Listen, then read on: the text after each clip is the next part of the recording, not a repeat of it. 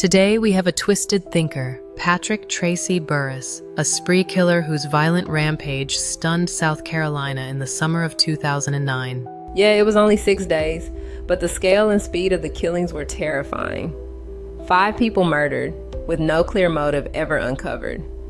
What's especially disturbing is how random the victims seemed.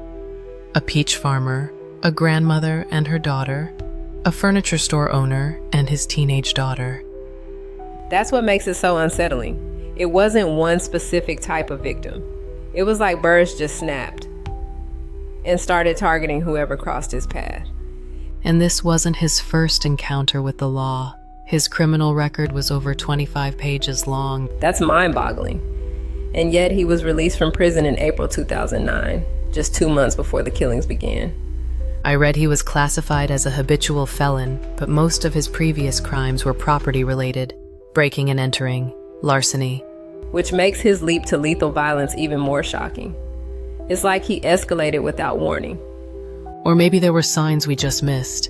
Neil Dolan from the South Carolina law enforcement described him as unpredictable, scary, and weird.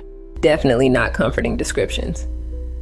The first murder was on June 27th. Klein Cash, a 63-year-old peach farmer, shot in his own living room.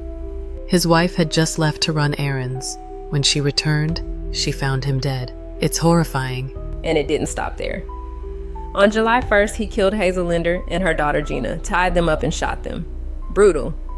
Then came Steven Tyler and his 15-year-old daughter Abby. Abby was still alive when found, but died later in the hospital. That family had just gone to check on Steven. They walked into a nightmare. What's wild is that Burris was only caught because someone spotted a suspicious SUV outside an abandoned house in Dallas, North Carolina. Right. Police arrived, confronted Burris, and a shootout broke out. He wounded one officer before being killed.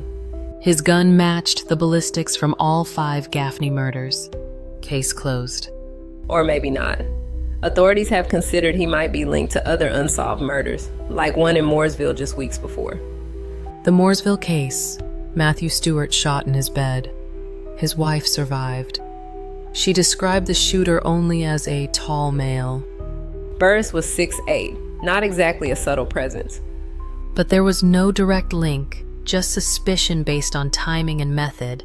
Still, it paints a grim picture. A man out of prison with a long criminal history suddenly turns deadly. Why? That's the million-dollar question. Investigators said he had items from the Gaffney victims with him when he died, but they never found a clear motive. Some say it was just a ticking time bomb. His parole officer had tried contacting him. He kept missing curfew. A warrant was issued, but it was already too late. You think the system failed? Maybe not completely, but it definitely didn't stop him.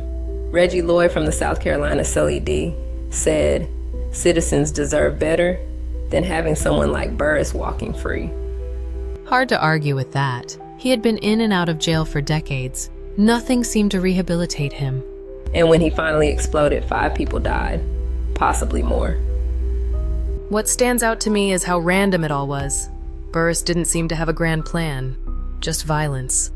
That's what makes him so terrifying. Serial killers often have patterns. Burris just had chaos. You know, one of the investigators said Burris didn't seem like someone you'd peg for a killer just from his past.